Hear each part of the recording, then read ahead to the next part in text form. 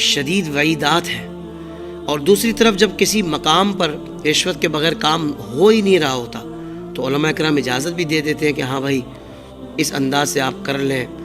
تو اگر یہ اجازت علماء دے دیا کریں گے حضرت، تو پھر نظام کیسے بدلے گا؟ آخر کیسے رکے گی پھر رشوت؟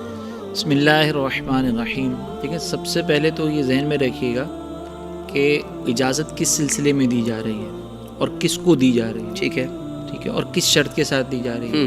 جب آپ یہ 3 چیزیں سمجھ جائیں گے نا، تو پھر اگر آپ کے اندر جو نظام کو بدلنے کا جذبہ ہے وہ انشاءاللہ ایسا کار فرما ہوگا کہ آپ زبردست طریقے سے نظام کو بدلنے میں علماء کا ساتھ بھی دیں گے. بالکل صحیح.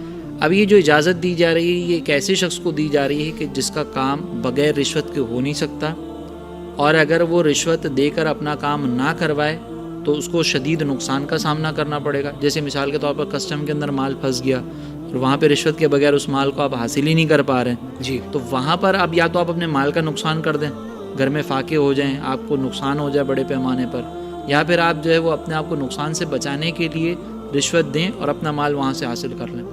تو یہ وہ صورتحال ہوتی ہے کہ جب ایک انسان مجبور ہو جاتا ہے، ایک انڈیویجول. اچھا، یہاں پر بھی یہ رخصت ہے، اور کس چیز کی رخصت ہے؟ رشوت دینے کی، لینے کی نہیں ہے.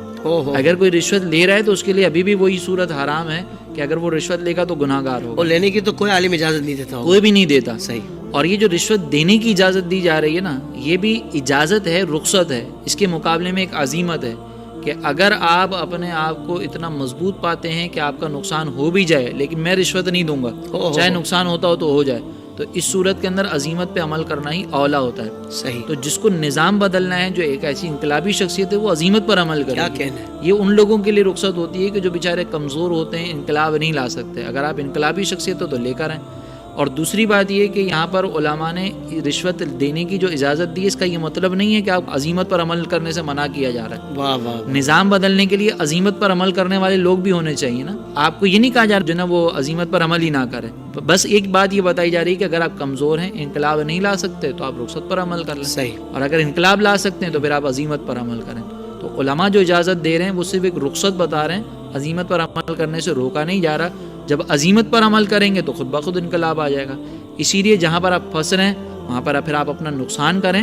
علماء کے کندھے پر رکھ کے بندوق نہ چلائیں کہ علماء نے اجازت دی ہے تو میں دے رہا ہوں ورنہ میں دیتا ہی نہ. آپ عزیمت پر عمل کریں نا اور انقلاب لے کر آئیں.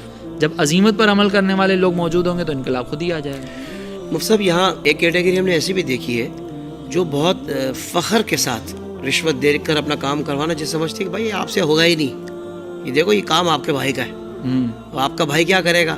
آپ کا بھائی رشوت دے گا. یہ کہتے نہیں کہ ہم رشوت دیں گے، کام یوں ہوگا میرے سے، میں یوں کرتا ہوں. یعنی کہ ان کو کوئی تکلیف نہیں ہوتی کہ یار رشوت دینی پڑ رہی ہے مجھے، یہ میرے لیے کتنا مشکل مرحلہ ہے کہ مجبور ہو کر بھی مجھے رشوت دینی تو پڑ رہی ہے. وہ فخر سے دے رہے ہوتے ہیں. نہیں، یہ فخر سے دینے والی جو بات ہے نا، یہ تو پھر بالکل ہی اپنے آپ کو اجازت ملنے کے بعد وہ سمجھنا کہ میں تو آزاد ہو گیا ہوں. اللہ، یہ سچویشن ضرور ذہن میں رکھیے گا کہ رشوت کے بغیر کام نہ ہو سکتا. ہاں، تو اس صورت میں اجازت ہے. اس میں دل میں بھی برا بوجھ سمجھ کے کہ اگر یہ نہ ہوتا نا، مجبوری نہ ہوتی تو میں رشوت کبھی نہ دیتا. دل کے اندر بوجھ محسوس ہوگا، جب آپ کے اندر ایک احساس ہوگا تو دل پہ انشاءاللہ وہ گرد و غبار بھی نہیں آئے گا. اور پھر آپ کا یہ رشوت دینا جو ہے وہ آپ کے لیے باعث جو ہوتا ہے نا تنگی، وہ بھی نہیں ہوگا ماشاءاللہ. انشاءاللہ یہ ایسا ہی ہوگا. لیکن اگر بالفرض آپ یہ کہتے ہیں کہ نہیں انقلاب لانا ہے، یہ جو ایسے افراد ہوتے ہیں نا، یہ بعض اوقات یہ کہتے ہیں کہ علماء نے وہاں پر چونکہ اجازت دے دی ہے مجبوری میں، تو اب ہم وہاں پر بھی رشوت دے کے کام کریں گے کہ جہاں پہ مجبوری نہیں ہے. صحیح. کیونکہ علماء نے اجازت دی ہے وہاں پر.